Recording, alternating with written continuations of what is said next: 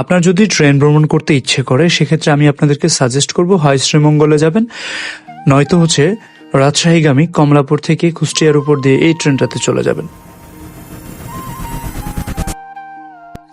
আসসালামু আলাইকুম, আমি হানিফ রাজ। আজকে আমি বের হয়েছি ঢাকা থেকে কুষ্টিয়ার পথে। যাত্রা শুরু ঢাকার পরিচিত আর ব্যস্ত কমলাপুর রেল স্টেশন থেকে। যদিও হচ্ছে ট্রেনটা অনেক লেট করেছে, ৪৫ মিনিট লেটে এটা ছেড়েছে। শহরের কোলাহল, মানুষের ব্যস্ততা সবকিছুকে পেছনে ফেলে আমার সঙ্গী আজ মধুমতি এক্সপ্রেস। ট্রেন ধীরে ধীরে চলা শুরু করতেই মনে হলো যেন ঢাকাকে জানলার ওপাশে রেখে আমি ঢুকে পড়েছি এক শান্ত ভিন্ন জগতে। জানালার বাইরে তাকালেই চোখ পড়ে সবুজ মাঠ, গ্রামের ঘরবাড়ি, কখনো গাছের সারি, কখনো খোলা আকাশ, কাশবনের সারি সারি সুন্দর দৃশ্য। বাংলাদেশ কতটা সুন্দর তাই দৃশ্যগুলো দেখলে আসলে বোঝা যায়।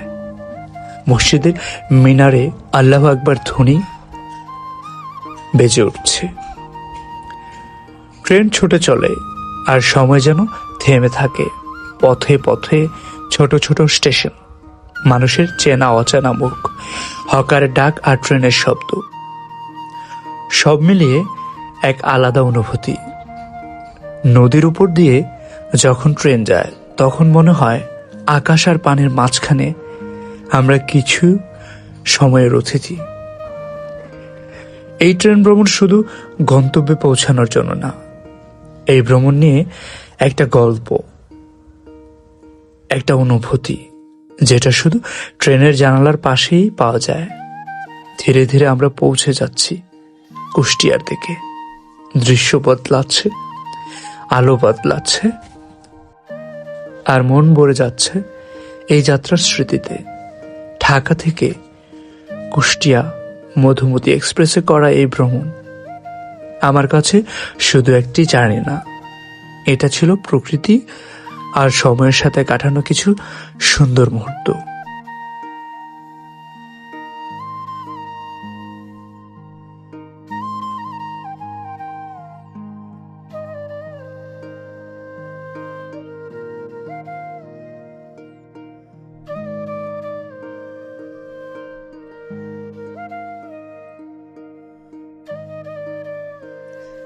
পদ্মা সেতু হয়ে যখন পার হচ্ছিলাম তখন মনে হচ্ছিল সূর্যটা একদমই পানিতে মিশে যাচ্ছে। কত সুন্দর একটা দৃশ্য দেখতে দেখতে আমরা ছুটে চললাম।